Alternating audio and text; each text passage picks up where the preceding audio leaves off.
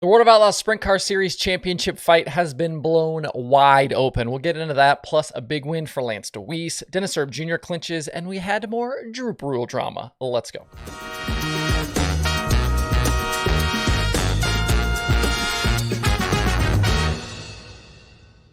It's Monday, October 24th. I'm Justin Fiedler. This is Dirt Tracker Daily. Just when we thought that Brad Sweet was on the cusp of World of Outlaws Championship number 4, we got a dramatic turn of events on Saturday night at Williams Grove for the National Open. Sweet was the final car to transfer out of Heat Race 1, and he was already set to start pretty deep in the main event from 17th. With gravel in the dash, the night was really going to need to be about damage minimization, but that all went out the window on lap 5. Out of turn 4, Sweet broke a rear axle and spun to a stop on the front stretch. In the work area, crew members descended on the car, but a broken rear axle isn't something you could normally get done in just 2 minutes, and that was the case on Saturday. They needed to basically replace the entire rear end and reconnect all of the suspension, which was just too much to get done. Sweet's stricken Napa 49 was still in the infield when the race went back green. The DNF and the 27th place finish snapped a 166 race streak of finishing every main event and 5,461 consecutive completed laps. Those stats are thanks to the World of Outlaws. Last time he finished that far back in a main event was actually at the Grove in 2018. And if we go back through the 2017 season, all of those races, Brad has only finished outside the top 28 times in 427 appearances, something like 1.8% of races.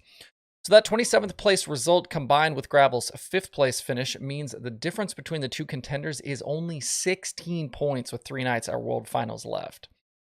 Going to back to Brad Sweet's win at Sharon on September 24th, the gap between the two was 96 points. So in just 6 races since, Gravel has knocked 80 points out of Sweet's advantage. Looking ahead, 16 points is about 8 positions, if you figure 2 points per position.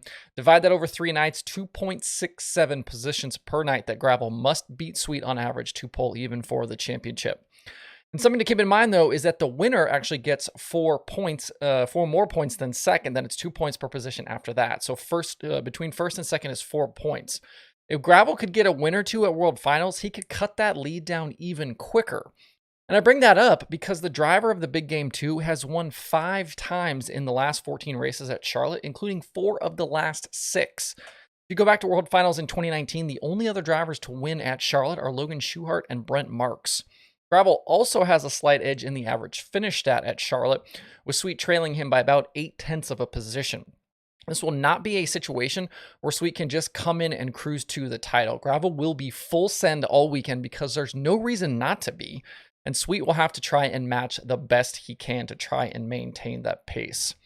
As for the National Open, Lance Dewease officially led all 40 laps on Saturday night to score the $75,000 win and his 5th career Natty Open title. Dewease started from the pole and was chased throughout the race by second starting Brent Marks. Marks actually took the lead before 10 laps to go, but the move was then negated when a caution flew for a crash involving Gio Scelzi, Brock Zierfoss, and TJ Stutz. With Dewease winning, Marks second, and Anthony Macri third, it was a posse sweep of the podium. Spencer Baston was the highest finishing Outlaw full-timer in 4th. The balance of power in Central Pennsylvania really shifted this season. Posse drivers won 4 of 5 at the Grove and 2 of 3 at Port Royal. And Dewease isn't done just yet with the Outlaws. Don Kreitz tweeted this morning that we will see them at Charlotte for World Finals. One other note here from Williams Grove, Danny Dietrich earned the track championship for 2022 with his 8th place finish on Saturday. And while one Outlaw Championship battle has been blown wide open, the other has come to a conclusion. 3 weekend top 4 finishes for Erb Jr. have closed out the 2022 World of Outlaws Late Model Championship for that team. So basically just need to show up at World Finals to get the title. His closest challenger was Tanner English, but a 25th place finish last night at US 36, thanks to some broken right front suspension bits, have ended his bid for the title. English had looked pretty secure for that second place in points and the Rookie of the Year award, but that's now up for grabs too, with Max Blair only 20 points out headed to World Finals. On Friday night at Humboldt Speedway in Kansas, it was all Chase Youngins out front. It was his first Outlaw win since Red Cedar in 2019. Saturday at 81 Speedway, Brandon Sheppard held off challenges from Billy Moyer Sr. and Ryan Gustin to lead flag to flag and earn his fourth Outlaw win of 2022. And he did it behind the wheel of his B5 machine. Obviously, we're going to see that a lot more going forward. Sunday at US 36, Tyler Bruning and Youngins each led through the first 25 laps, but four-starting Mike Marlar took the lead from the Shop Quick 18 in lap traffic and drove off to the victory. Marlar also has 4 Outlaw wins on the year. Marlar has been very streaky, it seems like, this season.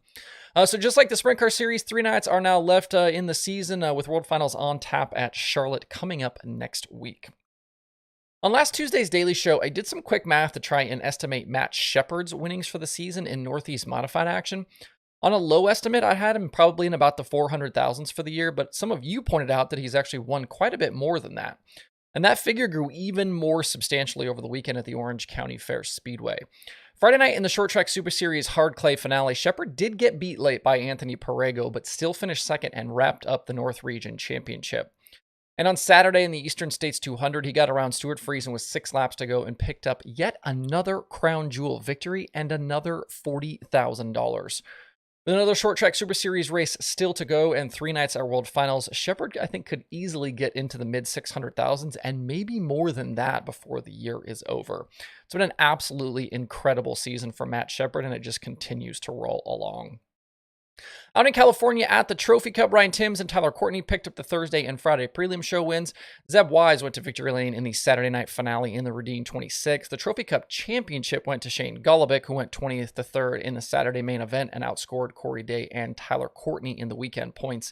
I do think it's a little strange with Trophy Cup where you've got guys, you had basically 3 different winners all weekend and then somebody else winning the championship, the way the kind of points work.